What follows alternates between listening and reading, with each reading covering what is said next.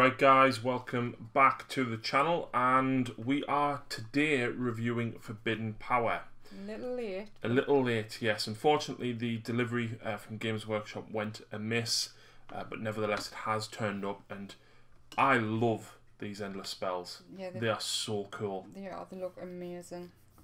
Similar along the lines of Malign Sorcery and the Malign Portents and stuff that came out last year.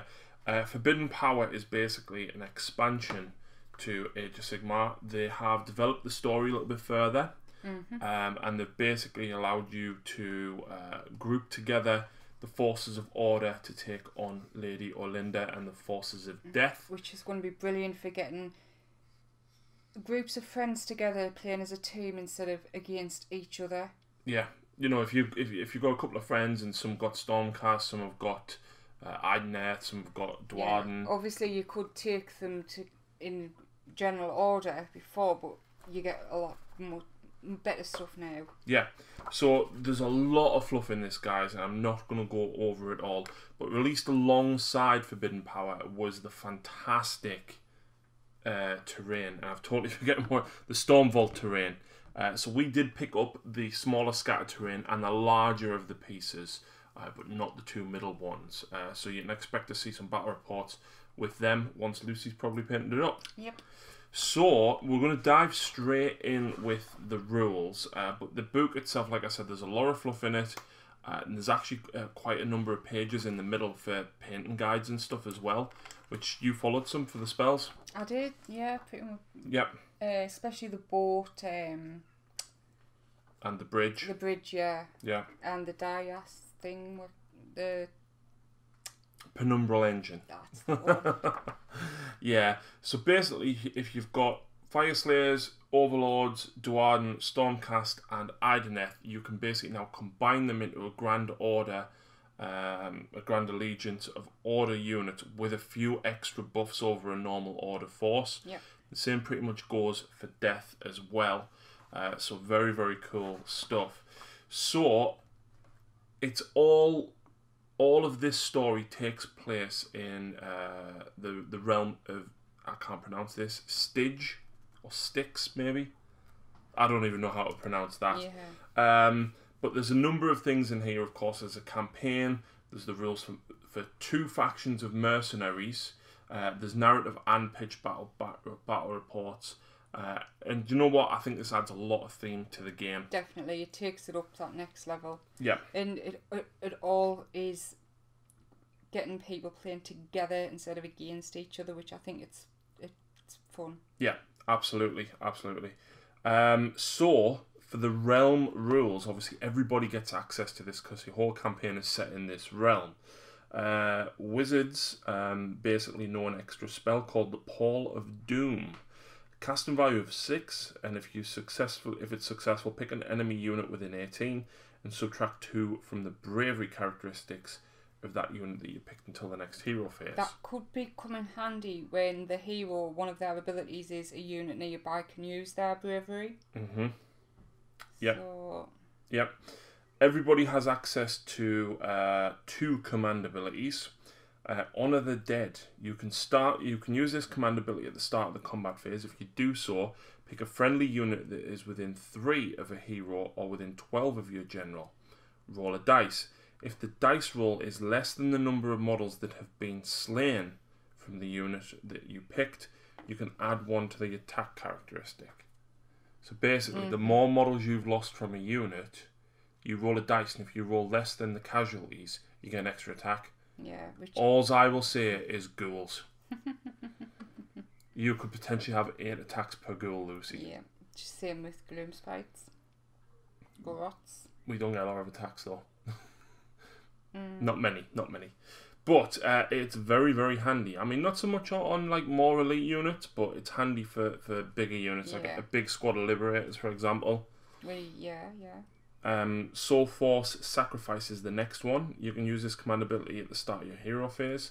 If you do so, pick a friendly unit that is within 3 of your general. Allocate any number of wounds to that unit that you wish. You can heal 1 wound that has been allocated to your general for each wound that you allocate. So basically, you can kill your nearby allies to basically heal your general. And if you've got a big unit of liberators, a big unit of anything, sacrifice a couple. Yeah.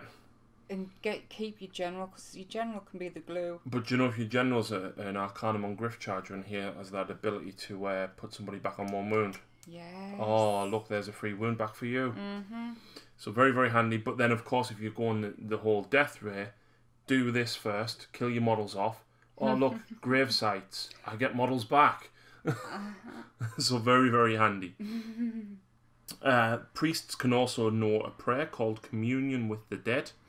In your hero phase, one friendly model that knows this prayer can chant it. If it does so, make a prayer roll by rolling a dice. On a 1, the model chanting the prayer suffers a mortal wound. On a 2 to 5, the prayer is not answered. And on a 6, the prayer is answered. You regain 1 command point. And who doesn't want more command points? Yeah, but it's on the roll of a 6. Better than nothing. It is. And the Realm Scheme feature, if the casting roll for a spell is a double, that spell is successfully cast and cannot be unbound. Not unbound, and it's massive. Oh, do you know what would be really, really good as well? Mm. If the Khorne had them nice, lovely skulls out. Oh, yeah. Lucy hasn't played against mine, but she did. No, against mine you haven't. No. You played against Ian and Aaron's. And did that force you? Did you roll a double for that? I did. My branch, which... Oh, well, it wasn't a double, it's a total of 8, isn't it? Yeah, I think it was actually a double 4 anyway, but I was like, what? Yeah, so that's pretty cool. And I think this is a nice little theme to add to the missions that are there as well. But allegiance abilities, artifacts, prayers, and things like that. There is 3 command traits, 3 artifacts, 3 prayers, and then the same again for death. There's one for the Lethisian army, which is the Guardians of Lethis, and of course there is the same for the death as well. Basically, when you build an army, you can build Stormcast Eternals, Ideneth, Deepkin, Caradhran Overlords, Fire Slayers, and actually, I missed this one, Excelsior War Priests, which some people do have. In addition, it cannot include any units with the Hammers of Sigmar, Vorstag, or Volturnus keywords. Which I can understand. They're already up there. Doing their own thing. Yeah, so... And I believe I have one of them priests you just mentioned. You do, yes. We've got Silver Tower, and Lucy has an Excelsior War Priest in there with a baby Griffhound. So, basically, as per with General Order Allegiance, you get the normally reroll Battle Shocks. You still get that. In addition, add 1 to the hit rolls for attacks made by melee weapons by human Lethisian Defenders and Dwarden Lethisian Defender units if you make a charge move. So Stormcast don't have the human keyword, and neither do Ideneth, but it does mean that your War Priest, your Fire Slayers, and your Overlords do get +1 to hit. Yep. So that's not bad. Achelian Phalanx, though. Any Achelian Lethisian Defender unit gain +1 to their charge and +1 to their move. So that's the eels, basically. Like they need it. Yeah, they're very fast anyway. No, that's a nice little extra. There is also a unique command ability, Onyx Shield Wall. You can use this command ability at the start of the enemy combat phase.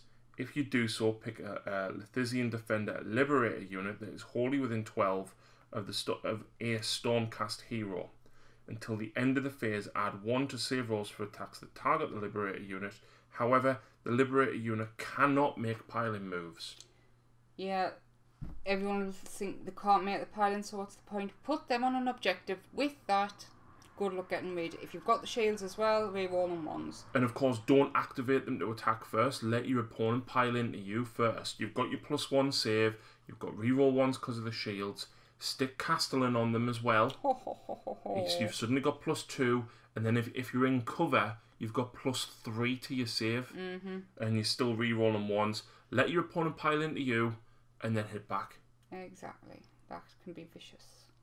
So command traits for the general. Now, any of the generals can take this. So the first one is Raven Priest.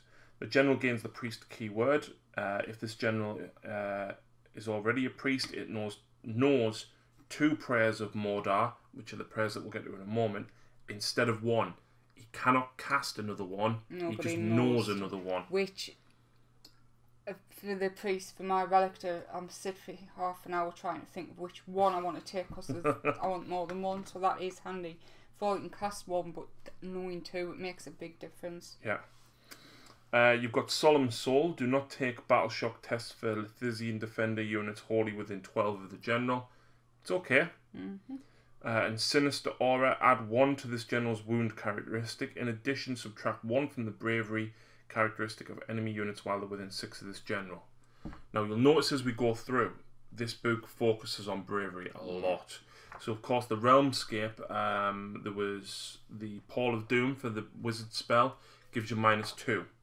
Order have access to that, which gives a further -1. Death, on the other hand, do have access to a lot more. However, artifacts, relics of the Grand Necropolis. Roll a dice each time you allocate a wound or mortal wound to the bearer, and on a 5+, the wound is negated. That's good, 5+. Yeah. The Silvered Blade. Pick 1 of the bearer's melee weapons and add 1 to the damage characteristic of that weapon. Add 2 instead of all of that weapon's attacks target a death unit. Which is gonna happen. Yep.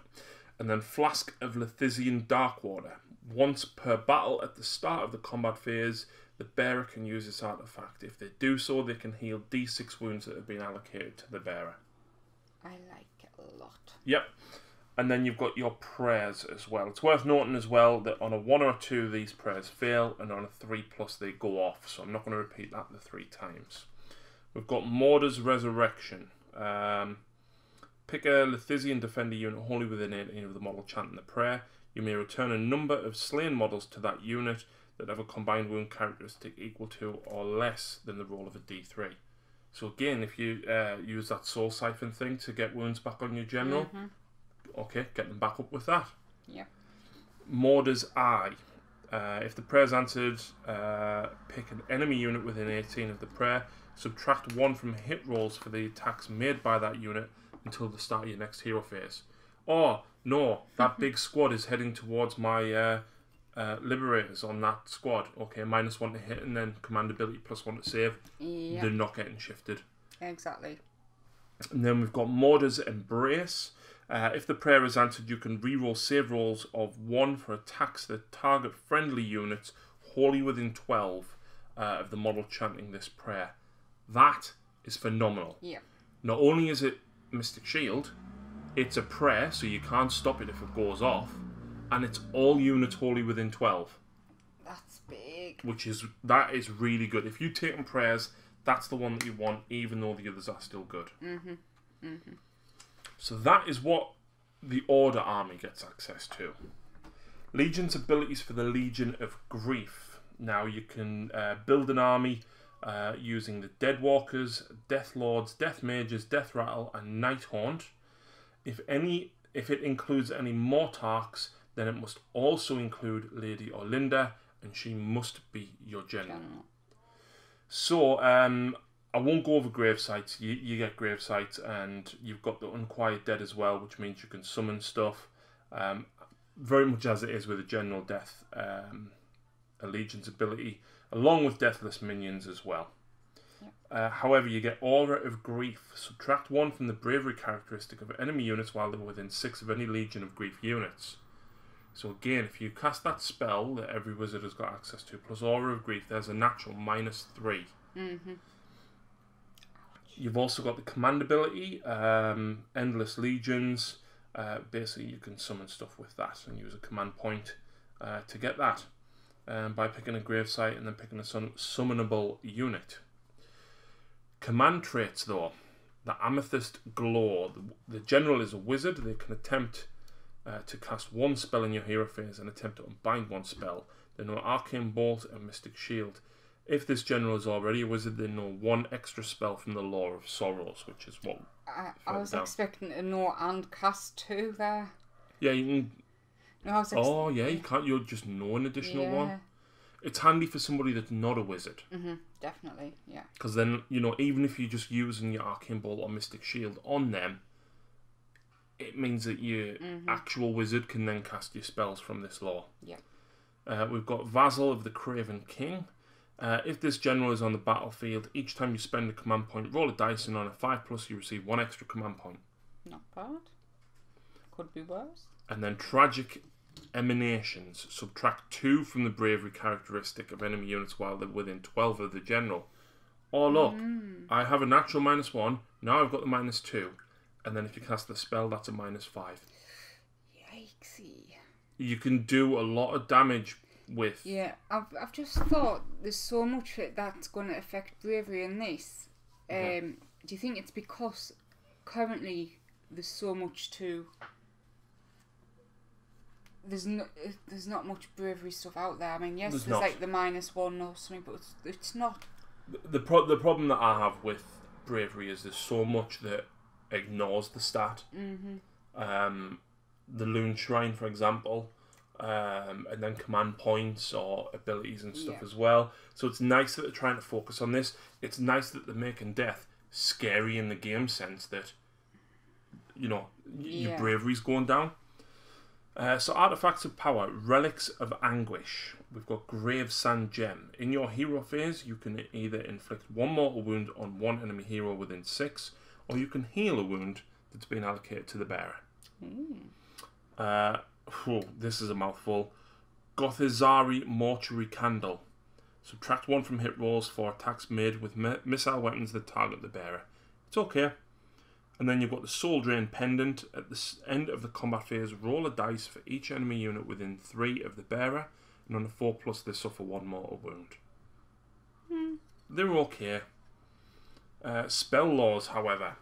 Law of Sorrows. We've got Dread Withering. Has a casting value of 5. Pick an enemy unit within 18. Subtract 1 from the save rolls for attacks that target that unit until your next hero phase. Right. Whale of Doom has a casting value of 8. I don't like this. 8 is a bit high. Yep. If successfully cast, roll a dice for each enemy unit within 6. So you're already in danger. And on a 4+, the enemy suffers D3 mortal wounds. 8 for D3 mortal wounds, that's 2. But it's a 50% chance of doing it. 8 is more than 50% chance to get on a dice because average is 7. So I think that should have been 7. Yeah. If it was D6 then... Yeah, or even on a 2+, it does D3 mortal wounds. I don't like that. No. I think it's very unreliable. Yep. Shroud of Terror. Unless there's something further on that gives you like +2 casting. Well... Shroud of Terror is the final spell, has a casting value of 8. Pick 1 enemy unit within 12 of the caster and visible, and subtract D3 from the bravery. Oh look, you know, if you pull all that off, you can get -8. Yeah. Which, if your opponent happens to have no command points left, Yikes. or very few. Not even just that, if there's not a hero nearby. Yep. Then, you know, that massive unit of, you know, whatever you're going up against is in trouble. So, moving on to the other rules, we've got mercenary companies as well. And as it stands at the minute, you can only take Fireslayers mercenaries if you are playing the Order Force, and you can take Flesh Eater mercenaries if you're playing the Death side of things. They give all of the same restrictions as to what allies do. So 1 in 4, a maximum of 20% of your points in there. If your army includes any mercenary units at the start of your hero phase in the first battle round, you do not get your first command point. Yeah. It's a good thing, but then it's like... But they do get their own allegiance abilities, which allies normally do not get. That is true. That's... Yeah. So, for the Fireslayers, you can't take an Auric Runefather, and it specifically states that. But, you add 1 to hit rolls for attacks made with melee weapons by Fireslayers mercenary units that make a charge move. However, at the start of the third battle round, subtract 1 from the bravery characteristic of friendly Fire Slayer mercenary units whilst they are not wholly within any of your general. So basically, they're brave enough to go out there, they do the damage, but then if they're not within range of the general, they kind of get bored. Yeah. Then we've got the Tenebrous Court mercenaries, which is the Flesh Eaters. Can you guess which 2 Flesh Eaters you can't take, Lucy? Have they got big wings? Yes, they have big wings. Yeah. Yeah, you can't take a Terrorgeist or a Zombie Dragon. They do have, however, Frightful Allies. Add 1 to the hit rolls for attacks made by Flesh Eater units in the same turn in which they charge. However, they cannot retreat. It's not necessarily a bad thing, you know, if you play it well. Actually, if you take flares, not being able to retreat will work better for their shooting. Yeah, because then you're closer, which you kind of want anyway. I mean, your opponent can still retreat from you. Yeah, but if they don't. Exactly. It kind of baits you towards that a little bit. So, moving on to the campaign. I like this campaign a lot. There's quite a few things that basically makes it, you know, very thematic. Basically, one of your heroes you choose at the start of your campaign, and for the duration of the campaign, he has to be your general. Note down who he belongs to, and basically you can get some small buffs and stuff as you go on. And depending on what happens, you know, you can beef up your character quite well. There is awakened artifacts during your first battle of the Stormvault campaign. Whether or not you are victorious, your army discovers a powerful relic in the Stormvault known as an awakened artifact. It can be wielded by any hero from your army in the campaign's subsequent battles. Each of these artifacts is an artifact of power, and its strength will grow the more that hero wields it in battle. So interesting. Yep. So the campaign basically has 6 rounds and then a final one. Whoever wins the 6 rounds first, you then move on to the final assault on the Grand Stormvault, and if you then win that, you win the campaign. So you have to essentially get the 6 points first. So potentially you could have 11 games. Yeah. And then the 12th. So conquering the Grand Stormvault, there is a total of 8 battle plans in here. Well, there's 9, but obviously the Grand Stormvault is 1. And if you play the pitch battle report ones, you roll a dice. And on a 1, the player who has conquered the least Stormvault sacrifices chooses which battle plan to play. If you roll a 6, the player who's conquered the most gets to choose which one to play. And then, of course, you've got 1, 2, 3, and 4, which correspond to 2, 3, 4, and 5 on the dice roll. And you've got the same again with the narrative battle plans as well. So you play through them, and if you win, you get a benefit on your general from the Stormvault sacrifices. And like I said, the first person to get all 6 of these, you roll a dice and you basically get one of the buffs. Yeah. If you roll it again the next turn, you can't have the same one twice. You basically re-roll till you get another one. And the idea is that, you know, if you win your 6 games, your character will have all of these buffs by the end. So the first one is Sacristy of Lucon. In the next battle, the first time you attempt to summon Lucon the Soul Seeker, which is one of the spells, that spell is automatically cast and cannot be unbound. Like that. In addition, if you are using pitched battle rules in your next battle, 1 Lucon the Soul Seeker endless spell can be included in your army for nil points. What? Yep. So you get a free endless spell. Yeah, that's awesome. Sacristy of Bones. In the next battle, the first time you attempt to cast Summon Soul Screen Bridge, that spell is automatically cast, and basically the same again. It can't be unbound, and it's nil points. Wow. Yep. Sacristy of Ghasts. In addition, the next time you attempt to summon the Horrorghast in your next battle, essentially the same thing again. You get it for free. It's automatically cast. Can't be unbound. Sacristy of Valgar is the same again for the Shards of Valgar. So, you know, that's the 4 for each of the spells. The 5th one, Your army's awakened artifact immediately gains a level. Reroll this result if your army does not yet have an awakened artifact, which obviously you will do at the end of the first round anyway. Sacristy of Dark Blessing. Add 1 to the wounds characteristic of your general for the rest of the campaign. Nice. So basically, at some point throughout the entire game, you will get 1 of each spell for free, and those 2 extra buffs. But this is what makes me exciting. The fact that your relics can grow in power. And they don't just grow a little bit like, oh, +1 attack, +1 rend, something like that. Bear with us whilst we go through them, because by the time you get to the 5th level, they are brutal. They are really brutal. So, Geistbane, for example, the first level is improve the rend characteristic by 1. Okay. Level 2, add 1 to Geistbane's attack characteristic. So then you're +1 attack and +1 rend. Level 3, if the unmodified hit roll for an attack made by Geistbane is a 6, that attack inflicts 1 mortal wound in addition to any other damage. So you see where this is going, can't you? Yeah. 4th level, improve the rend characteristic by 3 instead of 1. That's cutting through everything. I don't care who it is that's cutting through your armour. Mostly. So I think for combat heavy armies, Geistbane is like, yes. Yeah, definitely. You've got Shield of the Pale Knight. You can reroll save rolls of a 1 for attacks that target him. Cool.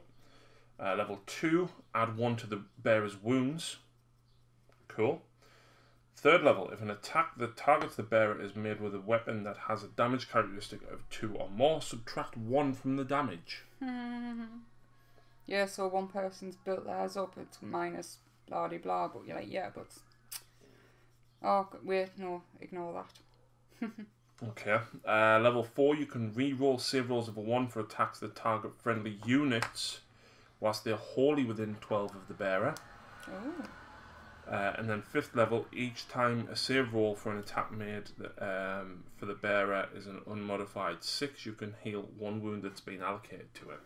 So very defensive in that one. Next up we've got the Ether Beast Pinion.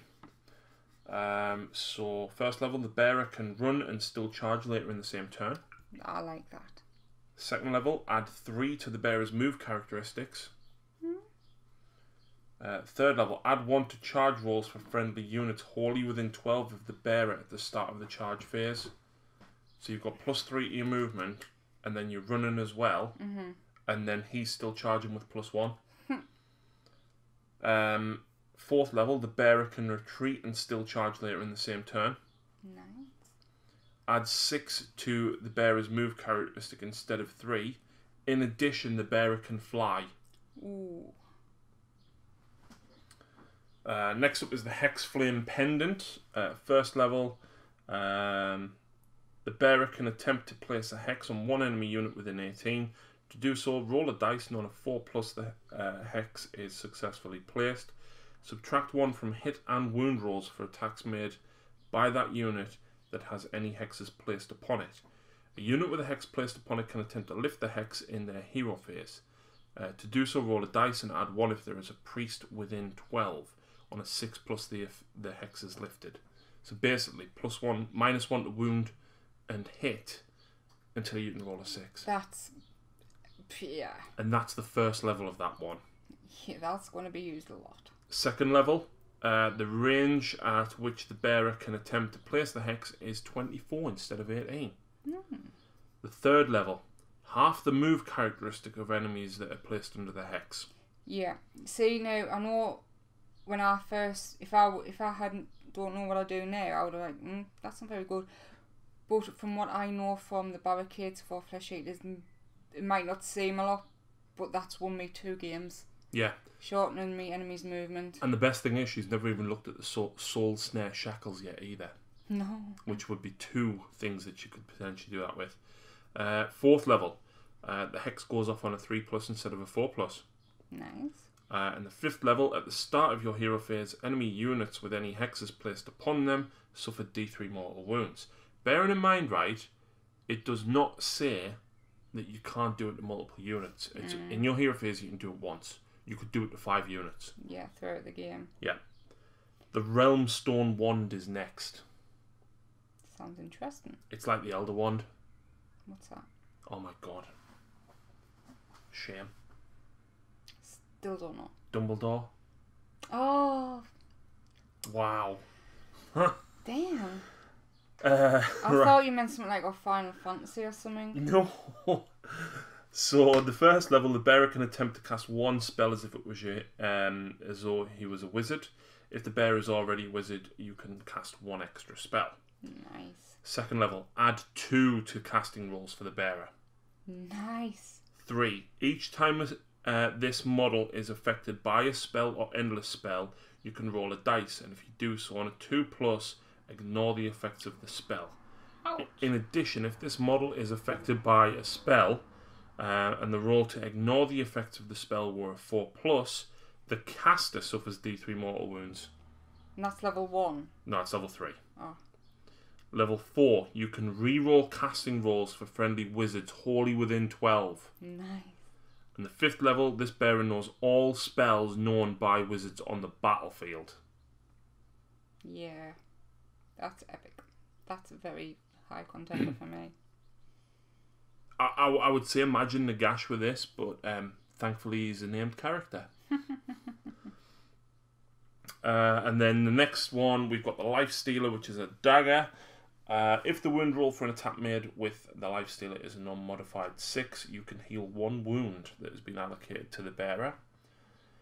Level 2, each time an enemy hero is slain by an attack made with the Life Taker, add 1 to Life Taker's attack characteristics for the rest of the battle.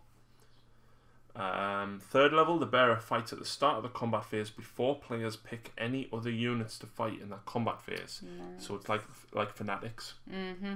And the 4th level, if you pick in your hero phase, pick 1 friendly unit wholly within 6 of the bearer to be sacrificed. If you do so, the unit suffers D3 mortal wounds, but you can add 1 to the damage characteristic of Life Stealer until the end of the battle. And then level 5, subtract 1 from the wound rolls for attacks made by enemy units whilst they are within 12 of the bearer. That's pretty good. Interesting. Pretty good. So we've then got 8 very cool and very different battle plans. It's going to be nice to play something that's not the standard ones from the General's Handbook. Yeah. So I'm really excited to play through them. I'm not going to go over all of them because obviously there's quite a bit there.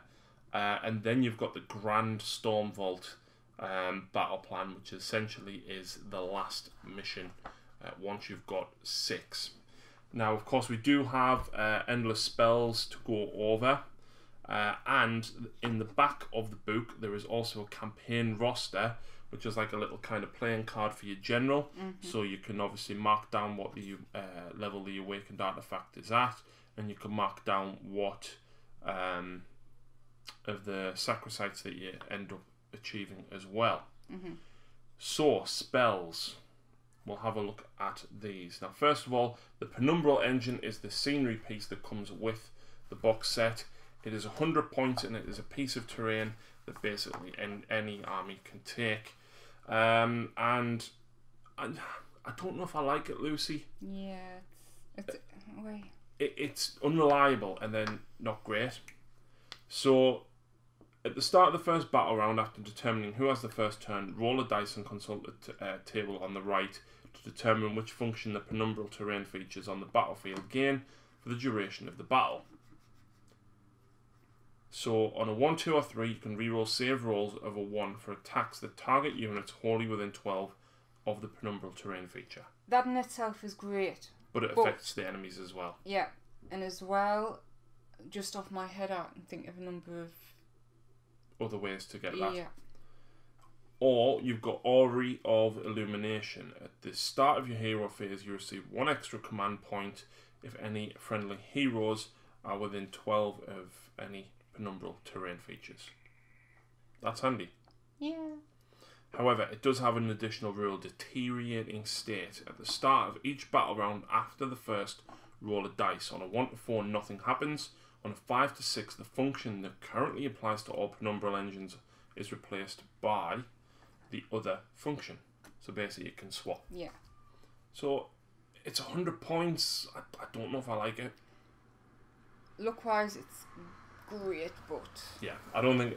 You know, if you're playing the campaign, you're playing narrative, take it. It's cool. But to be honest, you actually need it for most of the missions. So, as part of the battlefield. So, we've got the Shards of Valagar next, which are only 40 points. So, it does have 2 models. To summon the Shards, it's a caster value of 5. It must be set up wholly within 6 of the caster, and then set up the second Shard wholly within 12 of the first. So it's got a couple of abilities. Ensnaring Soul Drain. At the start of the movement phase, draw an imaginary straight line 1 millimeter wide between the closest parts of the bases of the 2 shards. Each unit passed across by this line is ensnared until the end of the turn. Half the move characteristic of the unit that is ensnared.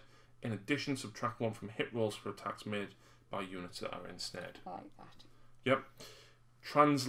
Twilight Translocation. At the start of the battle round, after determining who has the first turn, the players must roll off, and the winner can remove 1 of the shard models from this endless spell on the battlefield and set it up again anywhere on the battlefield wholly within 12 of the other shard. It doesn't say much, but again, I think it's situational. Yeah. We'll say that. Empowered by Shaiish, of course, if the battle is taking place in the Realm of Death, you can set the first one up wholly within 12 of the caster rather than within 6. Nice. So a bit further afield. Next up, we've got the Horrorghast, and the Horrorghast is 60 points. Which one's that one? This is the Nagash Head. So it is a predatory spell and can move 9 and can fly. Caster value of 6 and must be set up wholly within 12 of the caster. Subtract 1 from bravery characteristic of units whilst they are within 12 of this model. Subtract 2 instead if they are within 6. So you remember before when you were at -8 for your bravery? Yeah, now you're at -10. Empowered by Shaiish, basically you can, if you're playing in the Realm of Death, you can set it. It can move 12 rather than 9. So that's okay. I do like that one, but again, if you're going for a bravery bomb, it's good. If you're not, you're probably never going to use it. Soul Scream Bridge. I like this one. It is 80 points, however. So it has a casting value of 6, and if successfully cast, set the first model up wholly within 6 of the caster, and then the second one must be set up wholly within 12. Deathly Passage. At the start of your movement phase, friendly units wholly within 6 of one of the Soul Scream bridges can travel across the Soul Scream bridge. If they do so, remove the unit and place it wholly within 6 of the other end and more than 9 inches away. The unit cannot then make a normal move that phase. Now, you're thinking, yeah, I can only move 12. It can't. If you are 6 inches behind the first piece, you move the distance of both the bases plus the 12 plus the 6 inches on either side. Like, you can move very, very far. Yeah. It's just that. Also, subtract 1 from the bravery units whilst they're within 6 of the Soul Scream bridge. This ability has no effect on death units. There's another -1, so that's a total of a -11 which you could potentially get. Empowered by Shaiish, you can set the pieces up to 24 inches apart, Lucy. That's far. That is really far. That's like a third of the battlefield. I like it. It's only 80 points. And next we've got Lorcon the Soul Seeker, 60 points. I think you're going to see this spell quite a lot, to be honest. Yeah, sort of. It is predatory and it can move up to 12 and fly. And it looks brilliant. It does. Summon Lorcon the Soul Seeker, has a casting value of 6, and if successfully cast, set it up wholly within 12 of the caster. When this model is set up, the player who set it up can immediately make a move with it. If your battle is taking place in the Realm of Death, you can move 18 instead of 12. The special rule though, soul price. Before a player makes a move with this model, the player can pick a friendly unit wholly within 3 of this model. Remove that unit and place it to one side. And after the model has moved, set it up again wholly within 3. More than 9 from enemy models. Once that unit has been set up, one model from that unit is immediately slain. One model. Yeah. Not good for elite units. Fantastic for hordes, but then it's a case of how many can you get around it. Yeah, exactly. But that is going to be really, really cool. Of course, being able to just move another unit 12, and again, you can dish them out, drop them out on the other side 3 inches away. I like them. Yeah. I like the spells. Very, very, of course, themed to go along with the Necroquake. And I'm actually quite looking forward to playing with the artifacts and relics, to be honest. So now this sounds so good. Being able to buff them up that way. So, of course, a massive thank you to Games Workshop for sending us this. We will be playing a campaign. I'm probably not going to use Order. I'll probably use Destruction. I don't know whether you want to use Death or Order. That is the choice, because I do have both. Yeah, obviously we will bend the rules slightly and by me playing with Destruction, but it's all about fun. Exactly. Although, you do actually have an Order army. Yeah, I do. We shall see. As always, we're not just going to force ourselves, because we want to enjoy it, and we play this game for fun, not to get things perfect and spot on. We like the fun aspects, so bear with us. Yep, so again, thanks to Games Workshop, and thank you guys for checking this out. And please check out the rest of the channel. And again, sorry it was late. Our first copy, which we should have got the Thursday before pre-order, and got sent to Canada. Yeah. And then it was a bank holiday, and then it was the big meetings at Games Workshop, so 2 weeks later we got.